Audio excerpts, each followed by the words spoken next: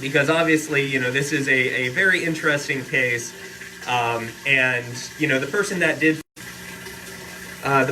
did find this guy, which was local, up towards Williamsburg, they were able to, they found him as a hatchling, and that is, when you're talking about polycephaly like this, it's not a genetic condition. This is just what happens is, during the process of development, of embryonic development, when an embryo starts splitting, like you would have the formation of twins, during the process, something can kind of go wrong. And, there's a couple of different ways that can happen. And for whatever reason, the process just kind of stops short of completely splitting into two separate embryos that you would normally see with twins. And for a lot of different reasons, turtles and snakes tend to show up with this two-headed condition more often than a lot of other animals. And there's a lot that goes into that. Really, it's just the development of the egg is a little bit more complicated and more susceptible to a lot of different variables in turtles and snakes than in other animals like mammals. And with there are cases of this in mammals, of course, but just being able to get into the world, just being able to be born is often the biggest challenge for anything with this sort of development. So in turtles and snakes, you tend to have this come up every now and then, and it's not something that you can really, it's not inherently a genetic trait. So if you somehow were able to mate a two-headed turtle with another two-headed turtle, you wouldn't be able to produce, you can't guarantee that you would get other two-headed turtles. So that's just not how it works. So it's more chance than genetics. Exactly, yeah. And the fact that turtles and snakes tend to lay more eggs than a lot of other animals, that's why sometimes you'll see this more often. And it is a condition that will puts him at a disadvantage for being able to survive in the wild.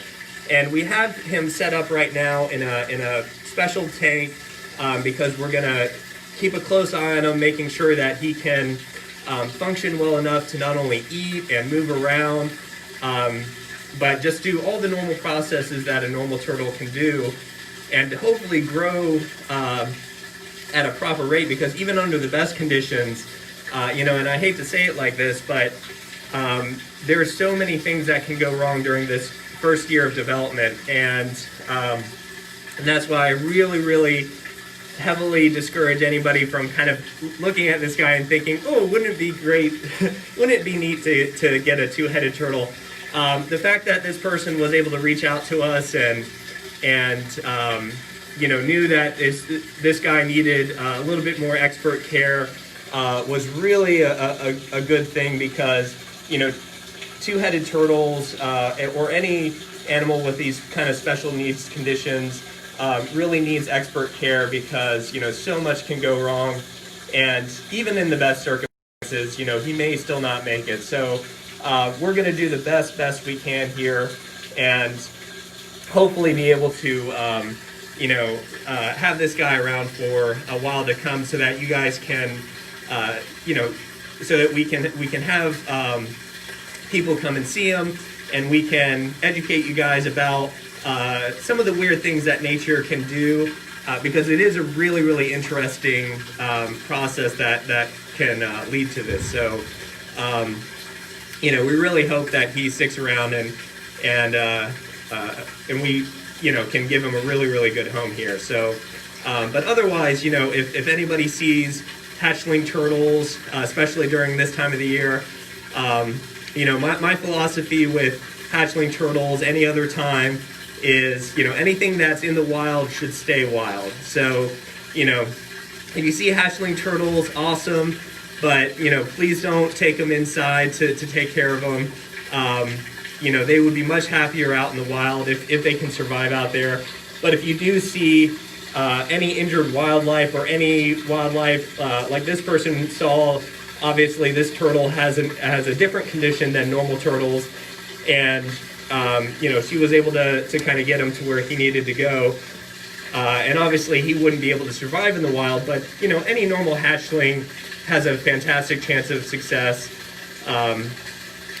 to be able to thrive in the wild. So they should certainly stay out there. And if you are thinking about getting a pet turtle, I would just encourage everyone to do their research and please adopt, because there are so many turtles that need homes right now, and people looking to try to find homes for pet turtles they can no longer take care of.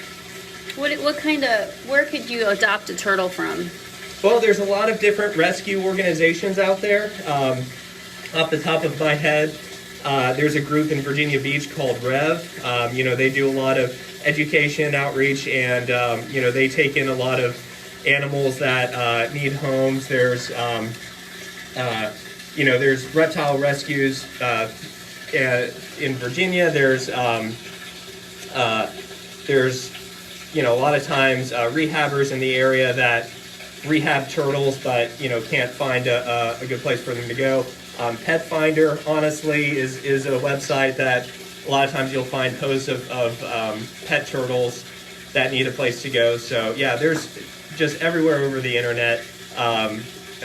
People are looking for ways to find homes for their animals. So. And don't overthink it. There's also Craigslist. Yeah, exactly. just take that with a grain of salt. But yeah, there's obviously anywhere that you can people can post about pets would be a place that they're trying to do that with their animals. So will you summarize again, Travis, what this guy is? So this is a red-eared slider, and it's one of the more common species that you can of course see around here.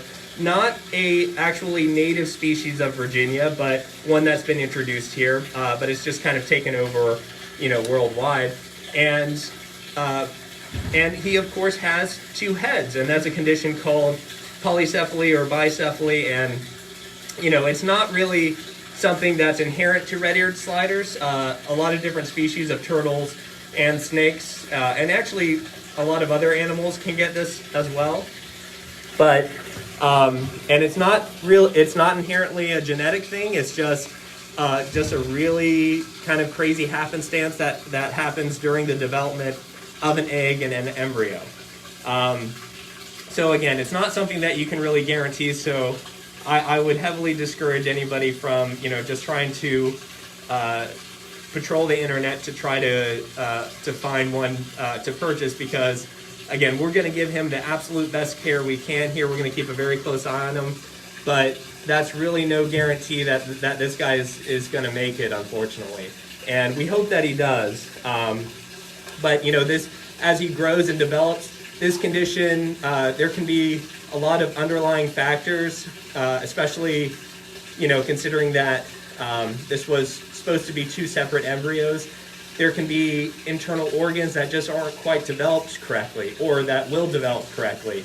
And something that we really, there's not a whole lot we can do about that if that was the case. So, and what we can say thus far is one head does seem to be, at least according to our observations, a little bit more dominant than the other.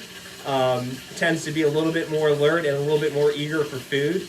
So the left side seems to be that head, and seems to, mostly kind of look and head in the direction it wants to go. But the right side is also a little curious, and we notice that it kind of looks at things and kind of smells things and investigates every now and then too. So we'll see how that continues on, and we hope that as they grow, they'll learn to kind of cooperate so that they can swim correctly and move around and come out to bask, so that they're because they have to learn to cooperate in order to get where they need to go.